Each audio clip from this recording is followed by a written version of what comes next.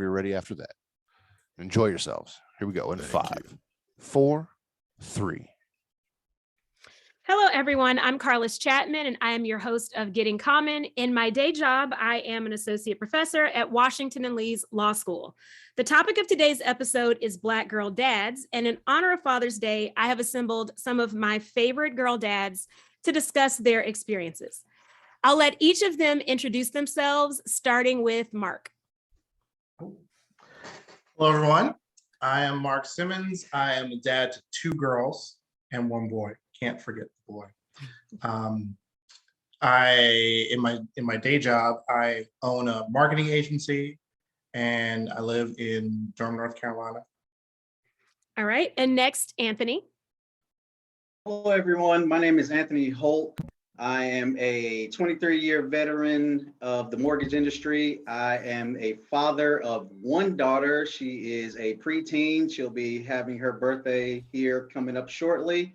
And I'm originally from Yonkers, New York. I am a graduate of North Carolina Central University and a member of Omega Psi Phi Fraternity Incorporated. And I enjoy spending time with family, traveling, hanging out with friends, and going to car meets. Awesome. And finally, Ric Swiner. Hey there, everyone. My name is Ric Swiner. I'm a father of 2 little girls, Price and Blake, affectionately known as Pac and Biggie.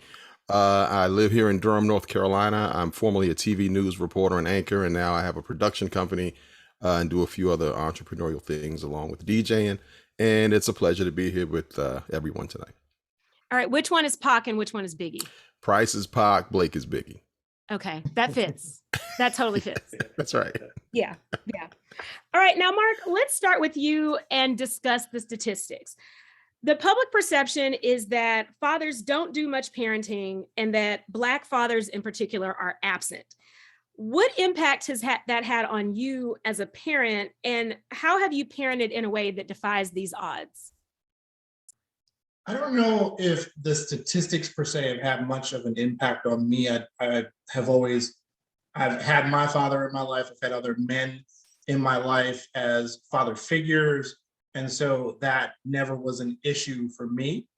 Of course, when I went into planning to become a parent and a father, I always knew that I was going to be there for my kids and give them as much time and attention as I can and try to, craft them into citizens, right? Citizens of the world. So I don't really believe that those statistics impacted me very much at all. Yeah. And I feel like I don't know that the statistics are real, like, to be honest, right? Because I just don't know of anyone who isn't present in their child's life. Right. And I had my father in my life, and most of my friends had theirs in their life. And so, it feels like it's all media buzz to me. That's how it feels. Yeah, I would agree with that. I would say it's hyped up. Of course, there are instances where it's true, but that doesn't make it the majority rule. And definitely what I've seen in my life with the people I've come across, the families I've come across, the dads have been in their children's lives. Yeah. All right. Now, Anthony, let's continue to frame the issue. How have you, as the non-custodial parent, remained present in your daughter's life? So in all my choices in life at this point, they are governed by my relationship with her. So at the point that she turns 18, and decides that she wants to branch off and do what she wants to do, I have made sure that I have been in close proximity. So when I purchased my first home here recently, I made sure that I was at least, no more than 5 to 7 minutes away. I'm a stickler about that. I want to be very close. Hey, Dad, if she needs to call me, or if her or her mom need anything, that it's not a huge distance between us. Also, that gives me the ability, to take her to school, prepare her to lunch, pick her up from school. And being that I'm quasi self-employed, as a mortgage loan officer, that gives me the freedom, to come and go as I please, so being active and with that proximity allows me to do a lot of things that some fathers don't have, you know, when they have that distance between them. And we all know the right choice for all the daughters here is to go to Duke, obviously, right? I'm No willing. comment. I just had to throw that out there. Jesus. I know. I couldn't, I take host privilege on that. Jesus, Right. be a scholarship. I enjoyed hanging out with y'all, but that's about it. We all know where your children should go to school. We know what the right choice is, right? They do too. All right, now, Rick, let's get back to these statistics. I said, again, I don't feel like they're real. Do you ever feel like you're the only Black dad around when you're out with your girls and doing activities with your girls? You know what? That's a great question. And absolutely not, to be honest with you. I have a lot of friends who are girl dads.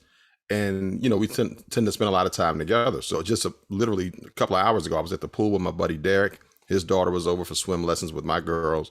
And a lot of my friends in my circle have girls, or they at least have children. So this idea of absentee fatherhood, I don't recognize it, honestly, because, I grew up, my mom and dad were married for 50 years before he passed. And so I tend to try to mirror what they did in terms of rearing kids. And also in terms of the group of friends that they had. Most of their friends were other couples who had kids because we all grew up together. So we're doing the same thing now. And I see a lot of girl dads in my own personal circle. Absolutely. Go ahead. So Rick and Carliss, I have a funny story for y'all. So Rick, I don't know if you know DJ Paradigm. Yeah. Okay. So listen to this, y'all.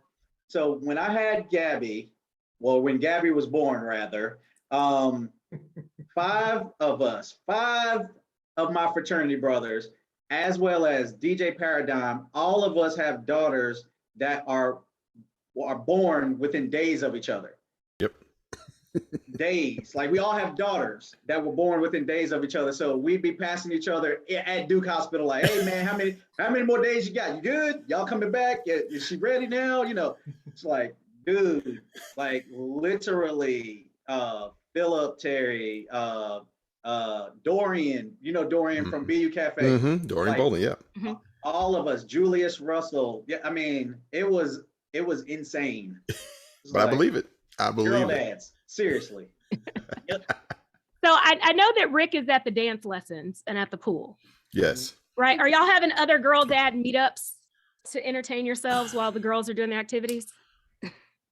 Well, typically what we used to do is go down to the bar and we'd meet up during dance class, but they changed dance school. So now we don't have a bar nearby. But we do tend to get together from time to time. And it's not really like a girl dad's crew or whatever, but I have a bunch of friends who'll come over. We'll sit in the backyard and watch the ball game, or we'll sit in the basement and watch movies and things like that.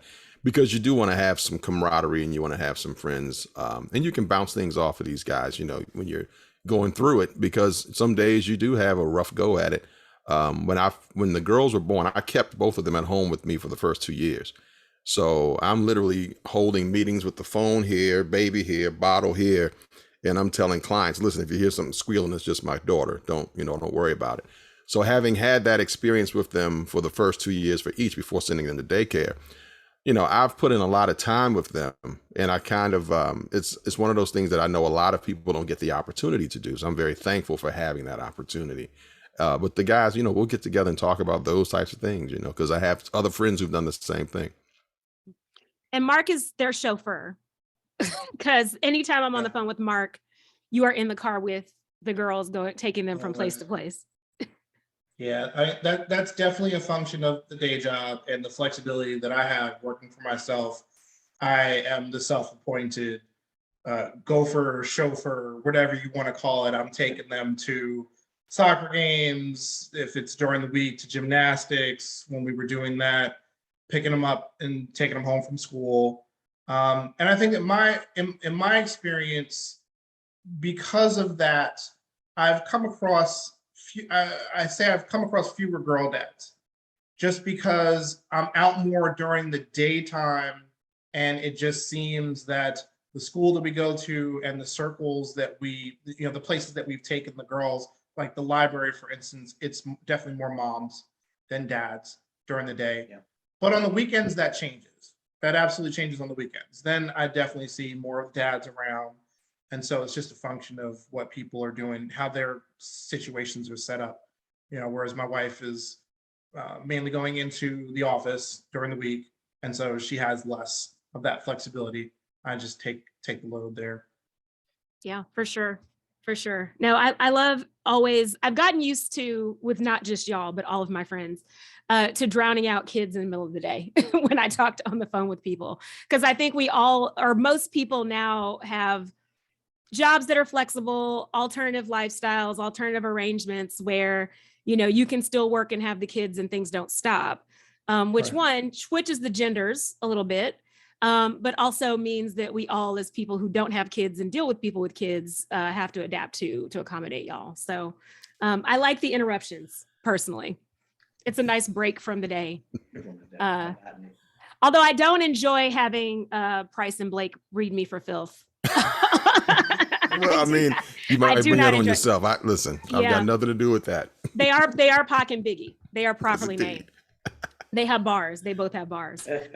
All right. Now, Rick, how has being a father of daughters changed you?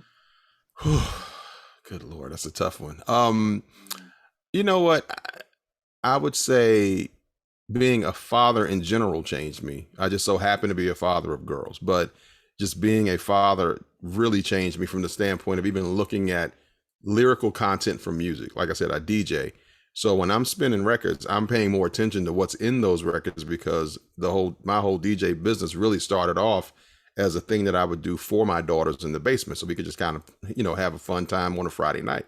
Then it evolved into a business, but I pay more attention to things that I don't think I really would have paid attention to had I not had children. And then, of course, there's the whole protective factor. You want to make sure that you're teaching them to be aware of things that are going on around them. I grew up in Washington, D.C., so, this suburban lifestyle is completely different than what I grew up with, but trying to still give them a sense of awareness and discernment when they're in certain situations. So, every day is a learning lesson for not only them, but for me as well. Always trying to make sure that I'm imparting something within them. So. All right. Now, Anthony, do you think being a father of a daughter changed you at all? I want to agree with Rick. The fact that you're responsible for another human being that you helped create in itself is a blessing. It's amazing. When she was first appeared, I was like, wow, this is half of me walking and talking. And, prior to her, while she was in her mother's belly, just listening to her heartbeat. And the first thing I thought about was a hummingbird, because the heart rate was so fast. So that was my nickname for her until she earned whatever newest nickname that she had afterwards. Sorry about that, guys. So with that being said, absolutely, yeah, she definitely changed my life. And we all, as fathers, want the best, for our children. And we look at, some of the possible shortcomings that, I did not have a perfect childhood. My mom and my stepdad did absolutely wonderful, given the tools that they had, the adversity, and looking at my mom's background, with her background, she was supposed to be a statistic, so for her to literally do for me and get me to where I'm prepared to be a father was truly, truly a blessing. So all I can do is, just try my best and talk to other fathers out there who now have teenage daughters or older, who have been where I'm going, for advice. And, I just try not to be worried. Having a daughter definitely is challenging mentally, because of course we're men, and I'm not married, so I have to be in tune with, the feminine products, the mood swings on top of her being a preteen or getting ready to become a teen. So I'm actually evolving and learning on the go. And I think that's part of being a parent. And I commend these gentlemen for doing it multiple times over because they have to adapt to multiple personalities. Whereas, I just have one to deal with. That's it. So I commend you gentlemen to be, being able to balance that and being able to cater to multiple personalities within the same household at different ages. So much respect to you guys. Thank you. I typically say that I'm going to need to get a turtle or a rabbit or something to kind of even out the energy in this house because I'm the only male thing in the house. It's me, my wife, and 2 little girls. So I got to fix that. So yeah, I need a dog. I'm gonna need something for sure. Yeah, you do need a dog. Y'all need a dog. I do. But who's going to walk them? That's the problem. The girls aren't going to do it. Well, Mark has 2 girls, 1 boy. Yes. And the chickens and the dog. You don't have goats yet, but I want you to get some goats. Like We're that's working on that. Yeah, I want you to get some goats. But since you've got both, do you see a difference between parenting the girls and parenting the boys? The boy is there a change between the 2, or was it just general parenting changes? I think it's definitely more a function of their personalities. The girls just seem to be calmer, at least when they were younger. The terrible 2s and 3s weren't as crazy as they have been with the boy. I think boys are just different. I don't know how I was when I was growing up, but it's a very different scenario when it comes to that. I wouldn't think that that's impacted our parenting style any. It's just we can manage them differently according to their personalities and their behavioral differences. But being a girl dad has definitely changed my perspective on a lot of different things, a lot of the ways that I see the world. I grew up with 2 older sisters, so I had somewhat of an understanding of how the world sees women, right? And how the world sees girls as them growing up, and being more attuned to that, and in terms of respect and how you treat women growing up myself. So now just thinking about how I want to raise my girls and how I want them to be treated, and how I want it to be about their intellect and not their looks, how I want them to be able to enjoy their lives and be comfortable in situations like gymnastics and not have to worry about showing too much skin because they're wearing leotards as opposed to like shorts and that type of thing. It's definitely opened my eyes to the disparities in how we view gender and those roles, and so it's been a very positive experience, and in a lot of ways it's been a learning experience. And I just work very closely with my wife, who is a woman and knows more about women than I can ever know. So we're a team, and it works out that way. I'm always impressed when men acknowledge that women know things. So Absolutely. I am going to give y'all Absolutely. all a round of applause for that, because there's so much mansplaining to be had in the world. And so No doubt. anytime people don't do that, I think we have to acknowledge it and give you credit. And clearly I'm like thinking of people in my head as I say let me piggyback on one thing Mark said, though. He's absolutely right with the objectification piece. That is a whole different thing that I don't think I would have to concern myself with at all for a boy, which may be naive on my part. But just in terms of, sometimes if we're leaving dance class, I got to make sure, I'm like, Price, you have your sweatpants to put on, because we have to go to the store afterwards. I don't want you walking around the store in just your leotard. You need to put some pants on. And she's 11, so she's not really thinking in those terms. But for me, as her dad and as her protector, that's the thing that I'm thinking about all the time. Just making sure that she's not positioning herself to be objectified unnecessarily. And that just goes back to being a protector and trying to make sure that she's safe. It's unfortunate that we have to even be in that mind frame. Until I was a father and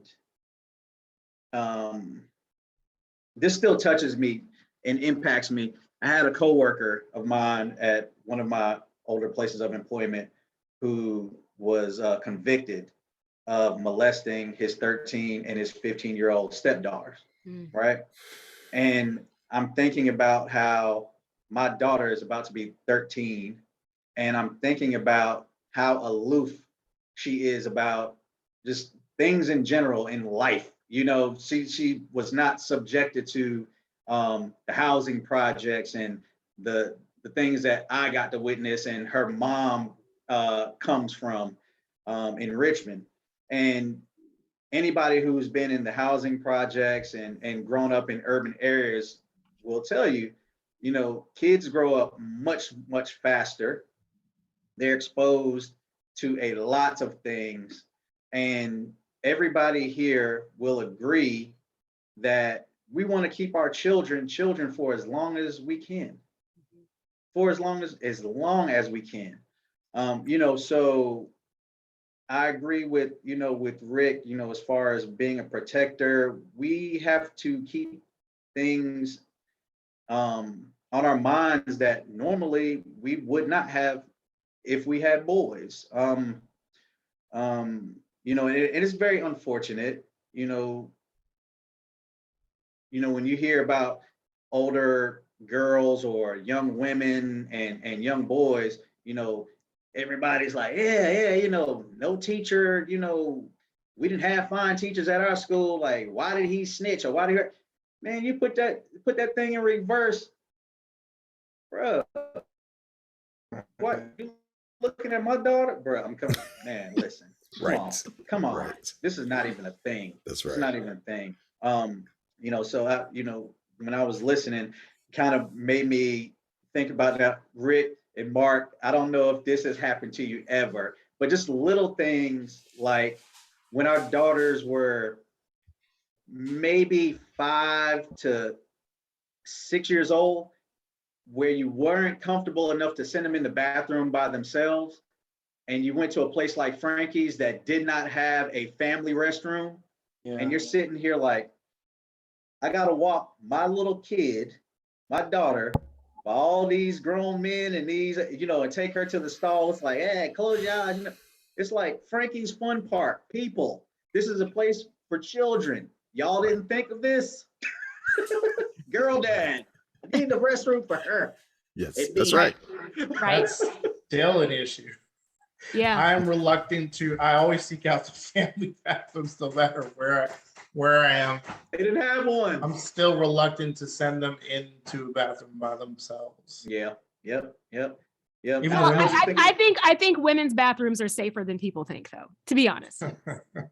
They are, but I just didn't want my kid to fall in the toilet. It was like she Yeah. was at that age. She was at, you know, now so the running joke is the women's bathrooms are, cleanliness is a lot different than men's bathrooms. Yes. You know, so the thing about it is I did not want to send my baby into, you know, the filthy bathroom, not knowing what's in there. You Correct. know, like, you know, Correct. so I had to wing it. Well, you know, I tell you, my rule was if you got to go to the bathroom, it's time to go home. So, oh yeah, we shut whatever we were doing. We shut down the party because we would go before we left, and then once we left, you got to keep that bladder empty. Once you say, "Dad, I got to use the bathroom," then we're heading back to the house. It's fine. Party's over. Yes, we're done. I'm did it with my actually gonna niece. tried that with my niece who's 13. Because you know how things never end with kids, right? Like True. they don't have an off. So if True. I say gotta go to the bathroom, that's a good way to like shut things down so I can go That's home right. and take my nap. That's I'm right. old. We're done. Remind me not to hang with Rick. I drink over a gallon of water a day. I don't want to party with you, Rick. Look, me too, man. I'm with you. Party's over. All right. So this is a good segue to my next question. Anthony, as a father of a daughter, and especially as a father of a Black child in modern times, what are the things that keep you up at night? What are your worries for your daughter? What aren't?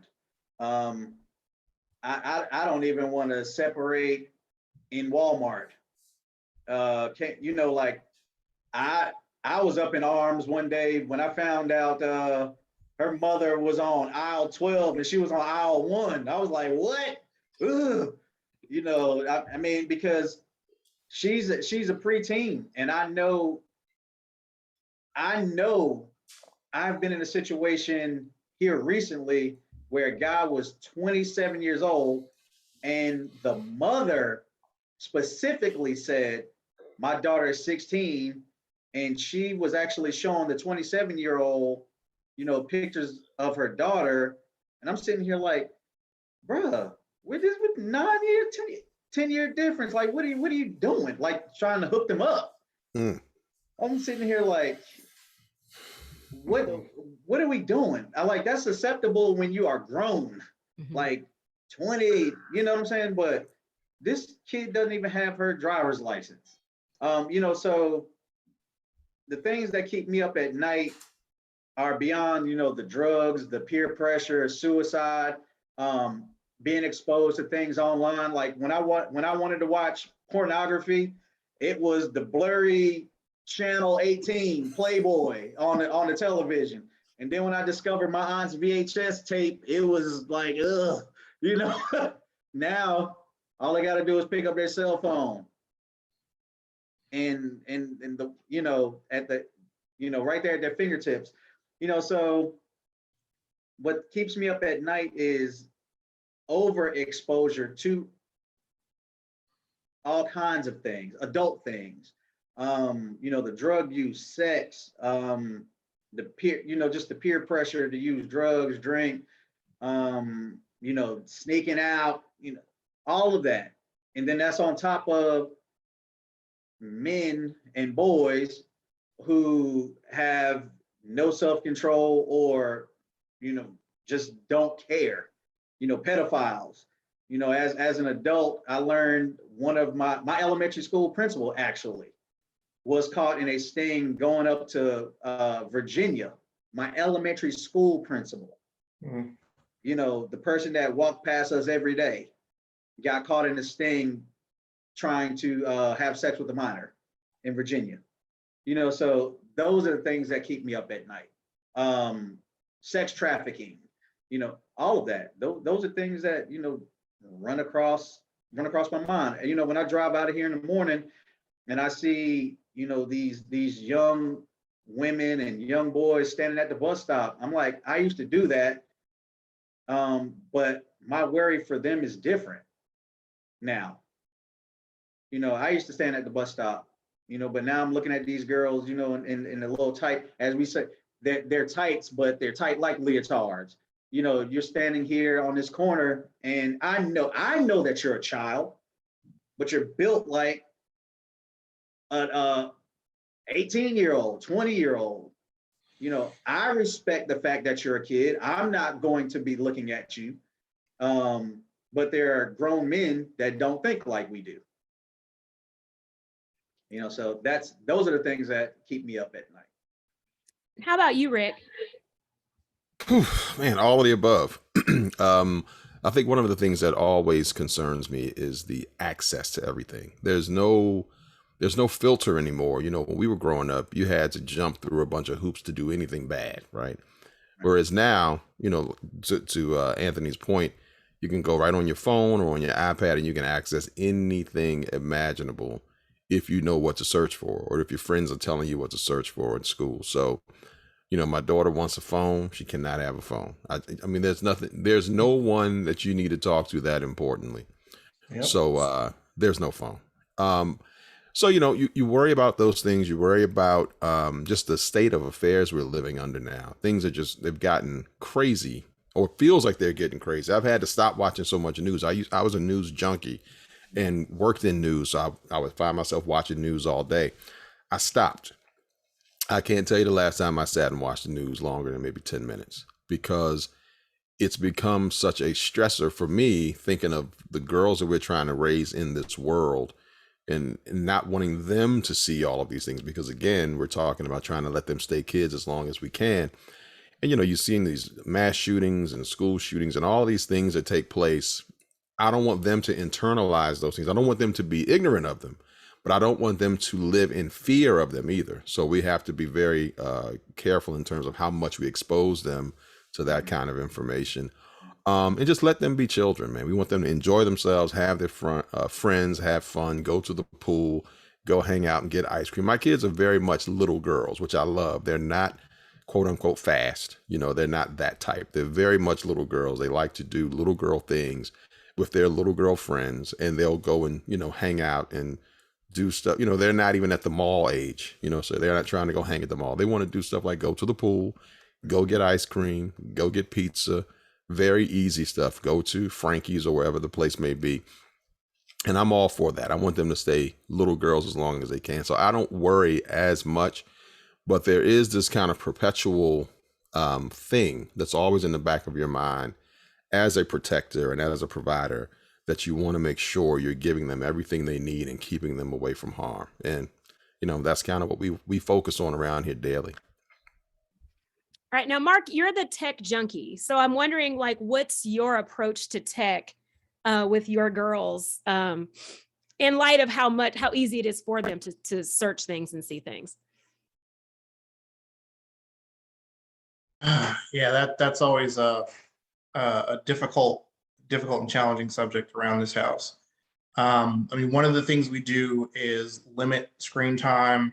We talk to them about what they can and can't play with in terms of applications and programs that they can access, for instance, YouTube. We have to approve anything that they watch on YouTube, and they know that if they go outside of those boundaries, that they're going to get their devices taken away for a week or more.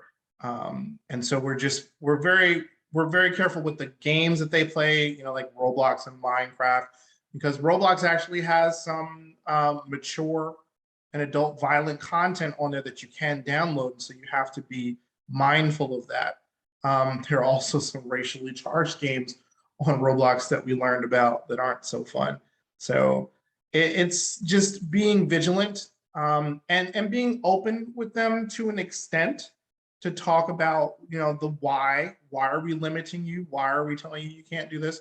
Not just being kind of taking that hard line, like don't do this and don't do that. It's trying to explain to them and be somewhat as transparent as you can be without giving too much information. Yeah. I'm sorry, go ahead.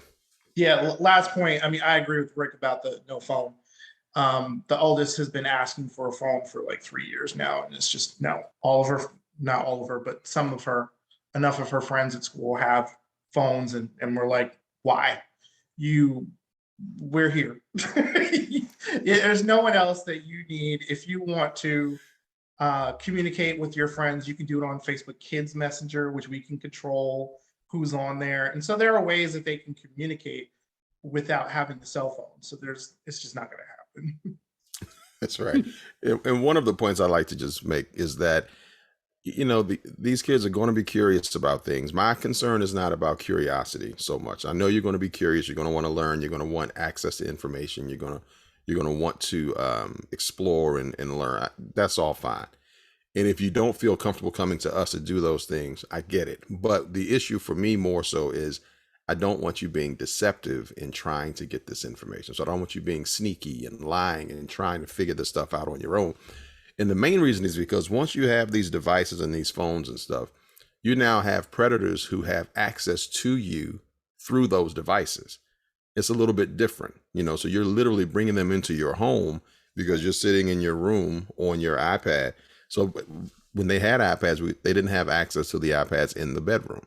If you're going to be on your computer or your laptop, you have to be in an open space so we can monitor what you're doing, because we need to know if someone's trying to chat you up or someone's trying to reach you somehow. So I think the tech creates this different level of vigilance for most parents because there's so much access to content that you really would not want your kids to have access to, and they wouldn't have had access to it years ago. But now because of these screens, they do. And it's very, very challenging to make them understand, to Mark's point, without divulging too much information as to why, but to make them understand why they don't need to have all this access. Do y'all worry about sending your kids to school without phones? Because I think, my sister gave my niece a phone when she went to middle school and, wasn't being picked up or had after school activities and things like that. But, some of her concern was with school shootings and things happening on campus. She wanted her to be able to call or to be able even just call 911, like a lot of the Uvalde kids were able to. So does that, like, how do you balance that? Sending them out into the world that's crazy without a means of communicating on their own? Well, I think one of the challenges for us is making sure we have a good relationship at the school and trusting that the school is going to do the right thing by way of, communicating with the parents. And fortunately, the school they're in seems to do a pretty good job of letting us know as things are taking place. And then we have enough people who are there at the school who are, friends of ours and people who we've met over the course of time, and we get a good relationship with the teachers. So we like to think that they will be in clear communication with us. But it's a gamble, let's be honest. We never know what's going to happen. And I was just telling my wife earlier, it's so funny how at 11, growing up in Washington, D.C., during the height of the drug epidemic, when we were the murder capital of the world, I was catching the bus across town, the public school bus, a public bus, the metro, to go to school. And the thought of sending my daughter to school on a public bus at this point, I was like, there's no way in the world. Then we would go from the bus to I would catch a bus to the subway, 2 subways, and another bus.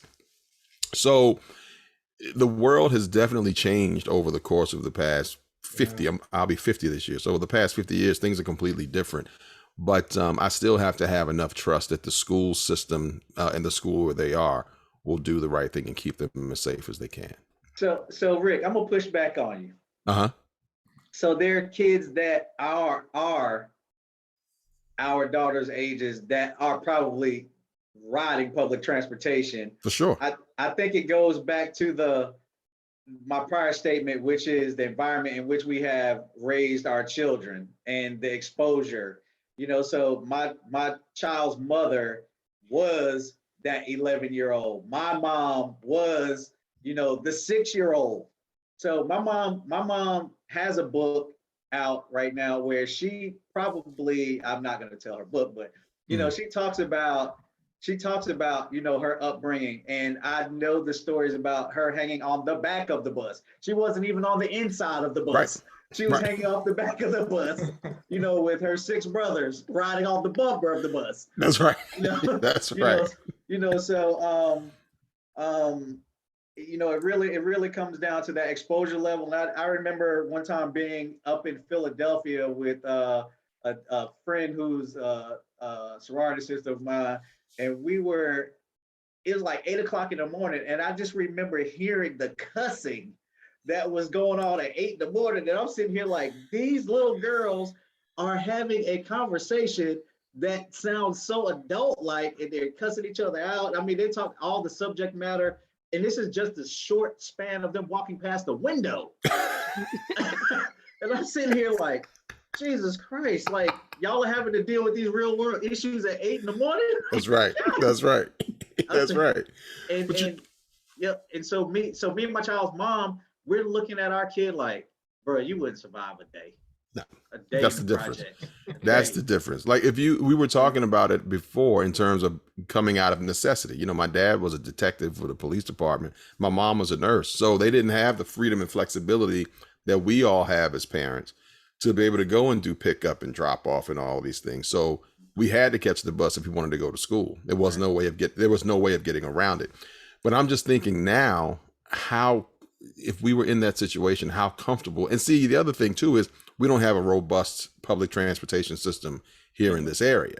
So that changes the way you can even navigate this whole going to school or whatever. You got to get a car service or do carpool or do the school bus.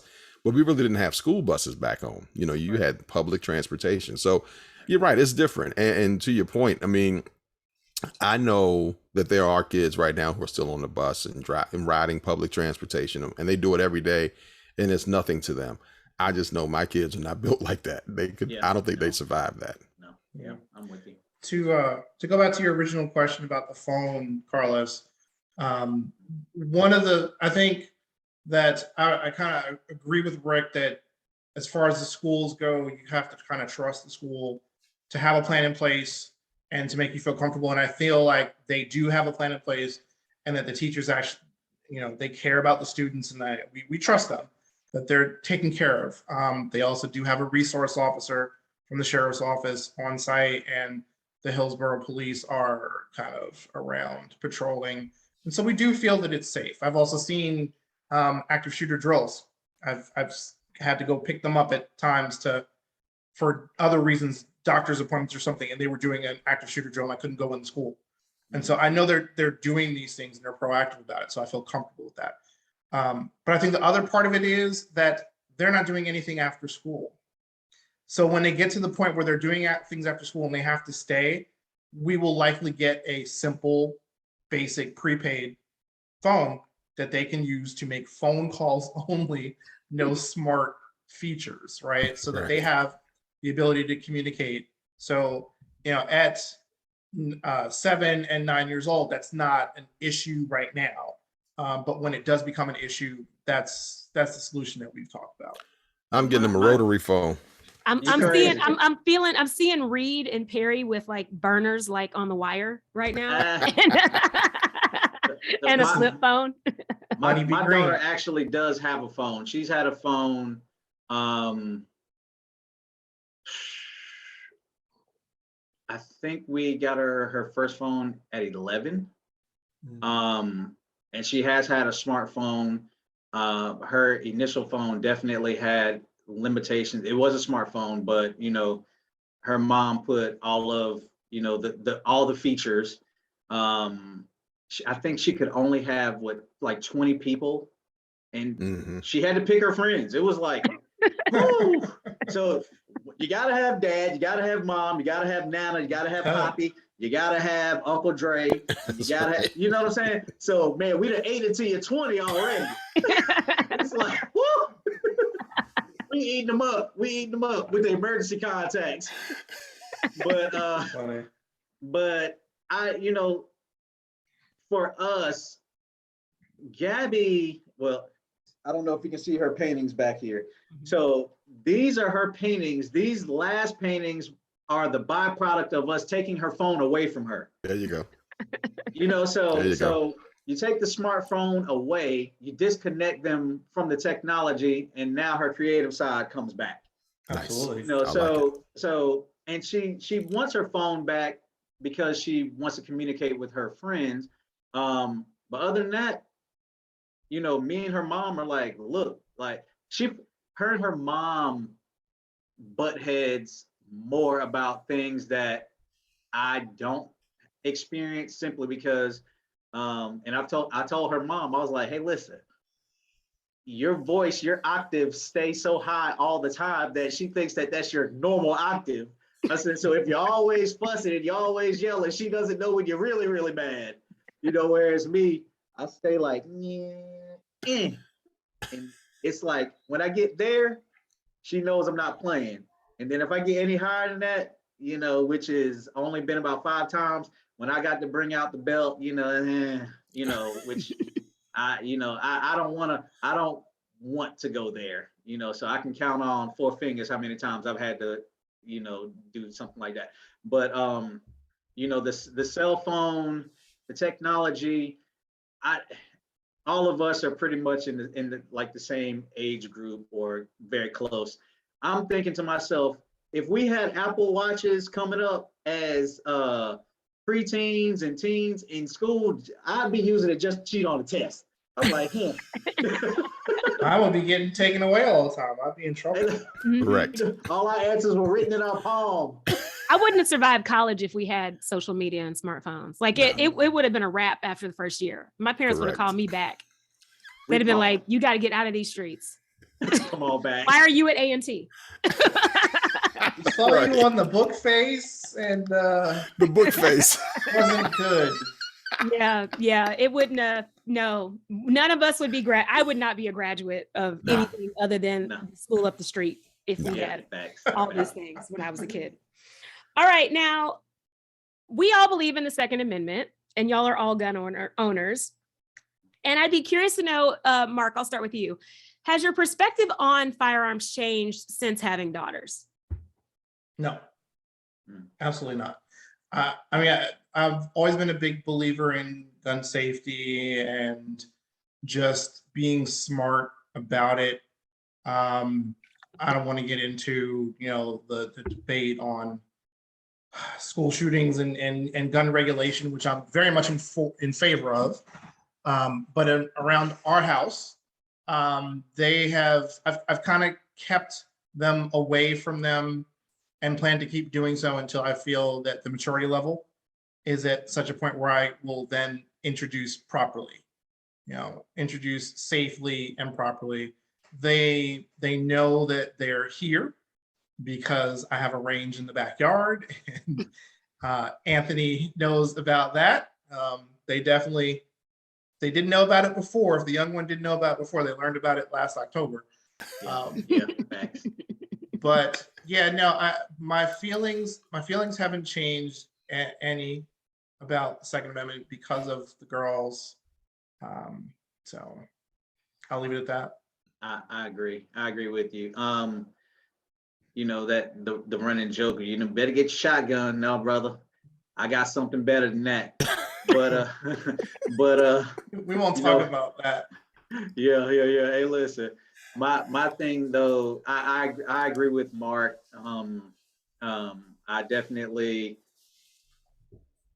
walk this line when it comes to gun ownership, as far as rights are, because I truly believe those rights are not really written around us, at least us that are on this video right now. I've always said that you try to replicate what happened in California on a larger scale, you'd start getting some serious gun reform. So with that being said, I'm definitely a proponent of gun ownership, responsible gun ownership, and there are some things that are very obvious. With the majority of mass shootings, there's some commonalities there, and I think that this nation just needs to address those things, and face itself. And that's going to be a long time coming. So I'm not holding my breath on that one. But as far as having a daughter and guns, I hope to help Mark with the right resources clear out a clean pathway to the gun range in his woods. I love going out there, but we have to leave ourselves breadcrumbs trying to find our path to get to the gun range. It's like, it's back here somewhere. Listen, we always find it. I'm trying to make it to the Simmons gun range. I'm telling you, don't go wandering in his backyard. Oh, I won't go by myself. Now. No, I won't be going by myself. You don't want to do that. Don't be a victim.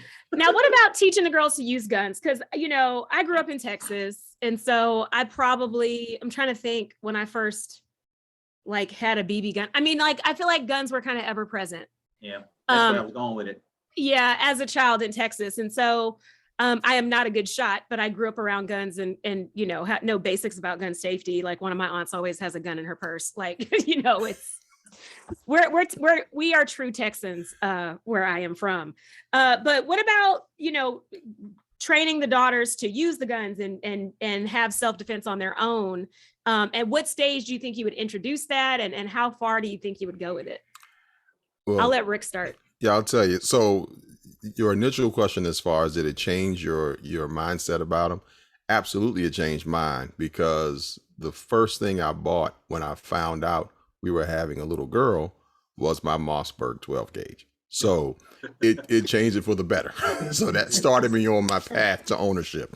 Yeah. That said, I would probably look towards training in the next few years or so. Once I feel like they're old enough and mature enough to understand what they have, and to understand, why it would be considered to use. And, at this point, they're a little young, I think, but I think within the next several years, once I feel they are mature enough to understand and able to handle what I have, then I'll take them and go get trained properly.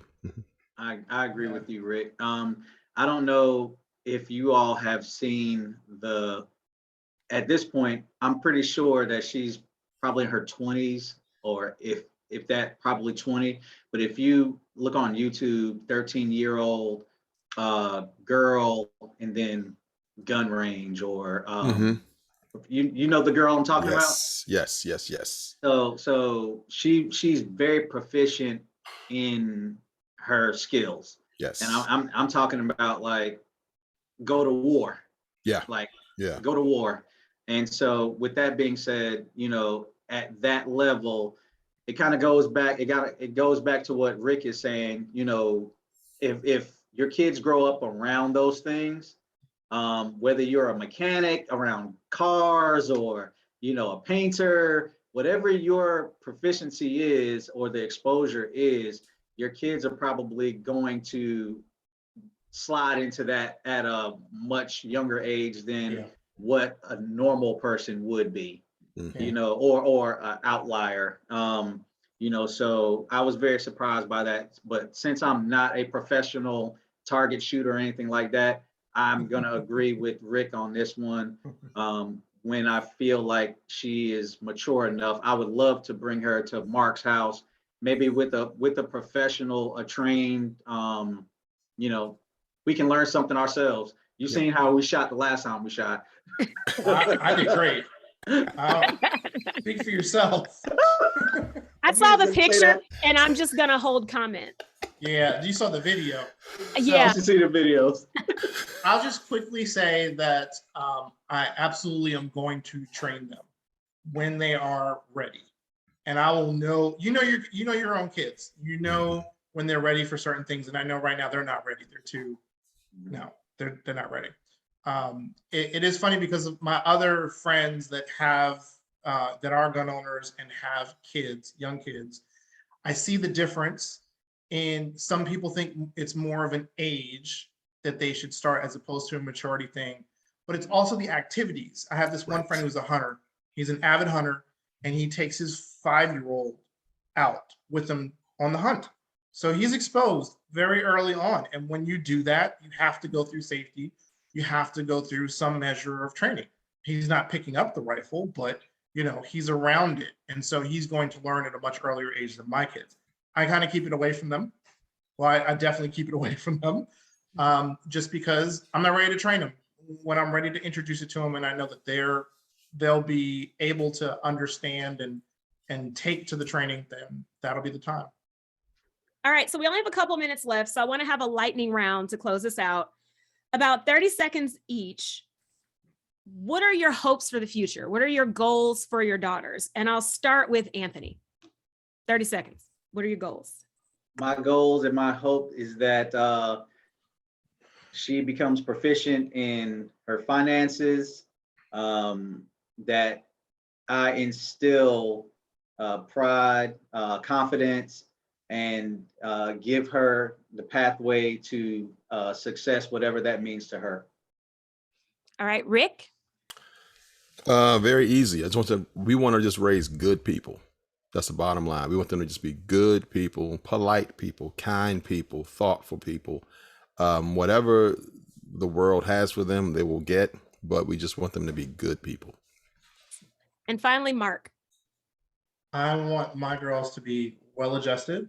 I want them to love themselves, love their Black culture, and contribute to society.